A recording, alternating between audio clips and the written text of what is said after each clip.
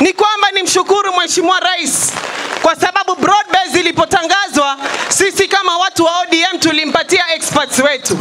Na katika wale experts mmoja wao alikuwa ni Hassan Ali Joho. Tumempatia kwa serikali na saizi anafanya kazi vizuri. Lakini mnajua katika msafara wa mamba huwa mburukenge hakosekani. Na katika siasa hii saizi wale ambao wanapiga makelele zaidi ni wale ambao walikuwa wako ndani ya serikali ya William Samoei Ruto. Unashangaa nikimuona kila masaa wa Munyoro anaposimama na kutukana hii serikali.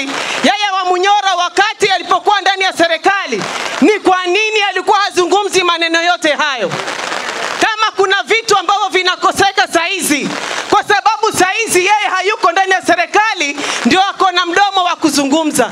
Lakini pale yeye alikuwa ni deputy president, alikuwa amenyamaza kimya. Sisi hatutaki nyenyenye.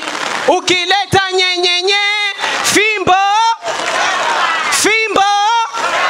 Malala na yeye ni mwingine. Malala fanya heshima.